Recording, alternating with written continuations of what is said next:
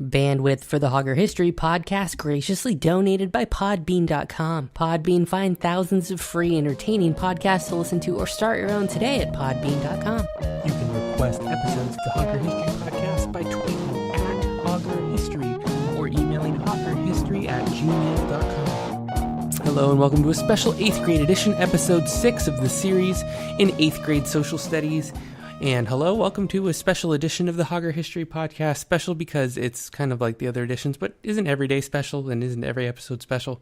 And if you say no, then you're curious to just what we're going to jump into today. We're going to talk about the road towards revolution, the tensions rising between the colonists and the British imperial system, trying to rule from so far away over the ocean, and how the rising tensions escalated from various taxation methods, boycotting, and even the loss of life on today's edition of the Hauger History Podcast.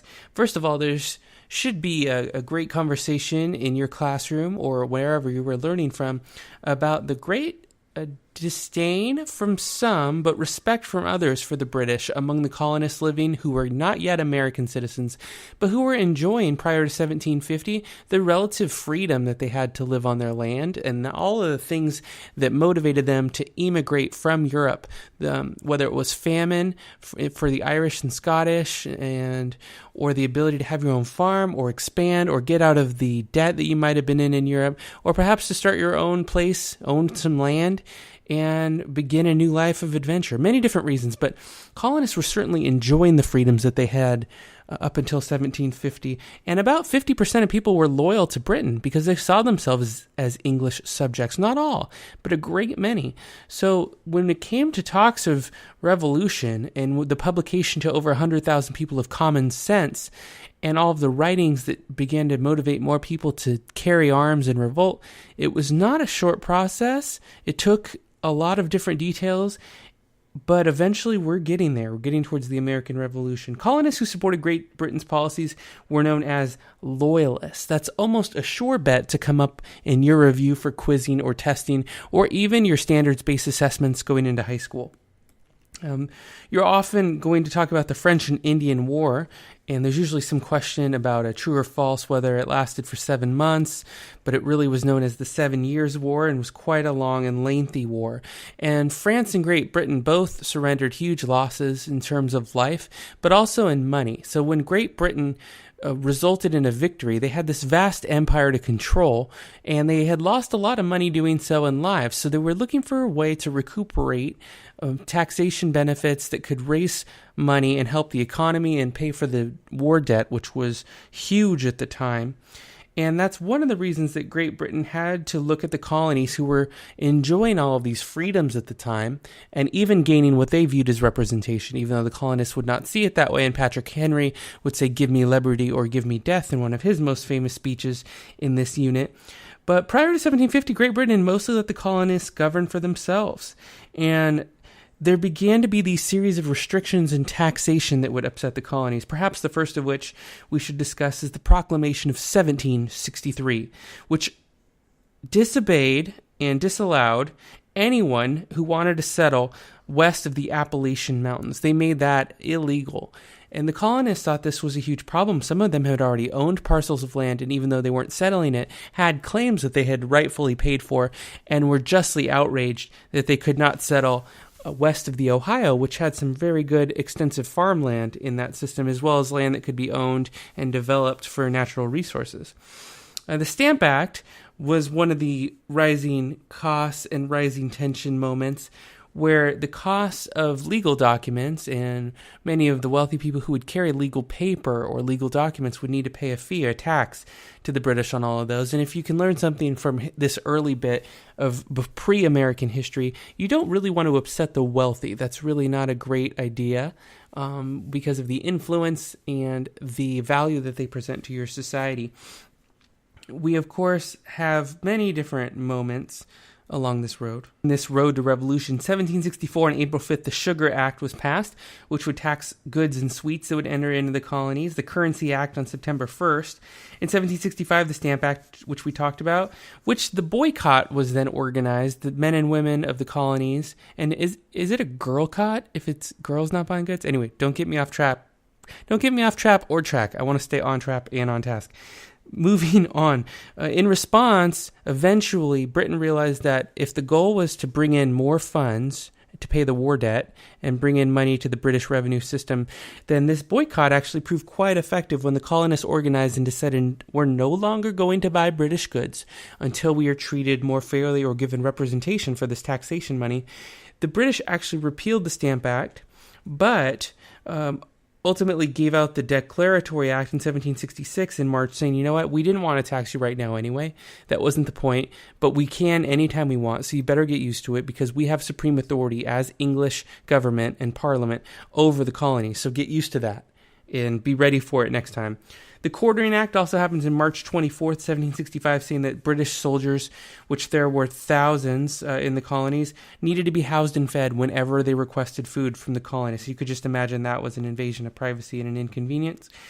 Patrick Henry gives a speech on May 29th the same year. If this be treason, make the most of its speech, driving people towards revolution. And the Stamp Act Congress was held between October 7th and the 25th of that year. In 1766, we talked about the Declaratory Act. Britain says we're all-powerful. 1767, the Townshend Revenue Acts.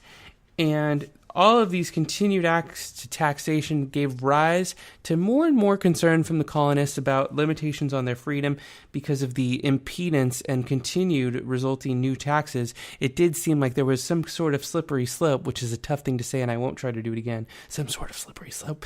And the Townshend Revenue Act came in 1767 in June. The next year in August, the Boston Non-Importation Agreement was signed. And in 1770, we see the Boston Massacre, where what started as you would think of like a snowball fight or a protest turned bloody as people were shot and Crispus Attucks and a few others were killed. Few, not usually words you see back to back. And 1773, May 10th, the Tea Act resulted in real outrage because you've got to think of the colonists not as 2016 Americans, where 1 out of 5 drink tea, but as English citizens who were living in the colonies, who the majority of would drink tea, and who wanted to get tea from the Dutch and other places, but saw the tax rise so high that the British was the only option. Boston Tea Party happens. Millions of bags of tea are thrown over. The British say, hey, until you repay us for that tea, we're closing your harbor. You get no trade, city of Boston.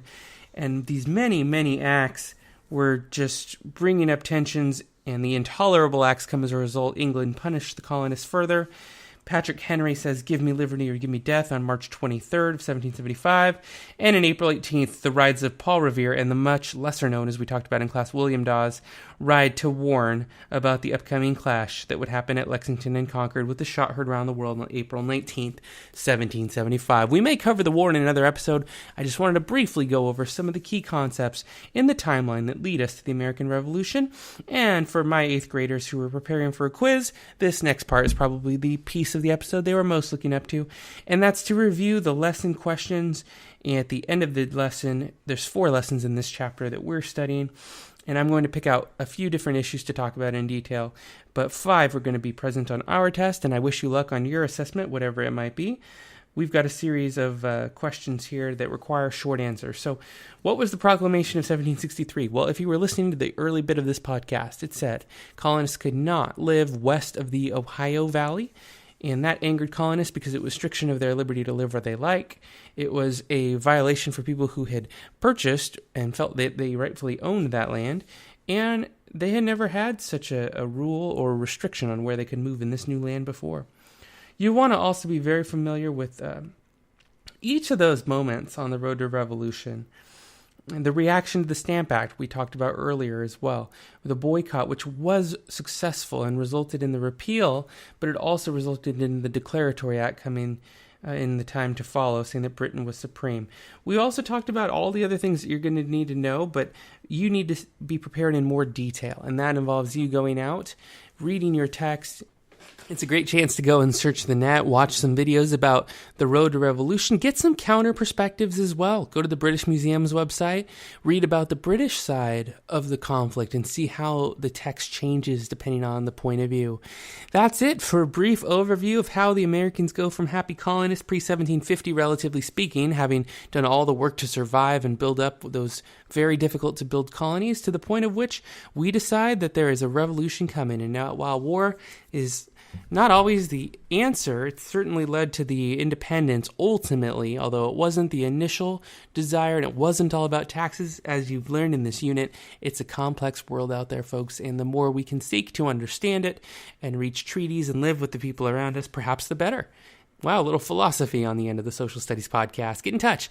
Follow us on Twitter at Hauger History. Send us an email at haugerhistory@gmail.com, and have a great enjoyment of your world around you. Understand it more and more each day. I never plan the ending, so you never know quite what I'm going to say. I could say the Sacramento Kings. Can't wait to get to the new arena. Totally irrelevant. Let's end it now. All right, we'll talk to you later. Mr. Hauger saying, tuck in your chair under your desk as if it was a shirt. Tuck it in. Push in your chairs. Pick up your pencils, and we'll see you next time.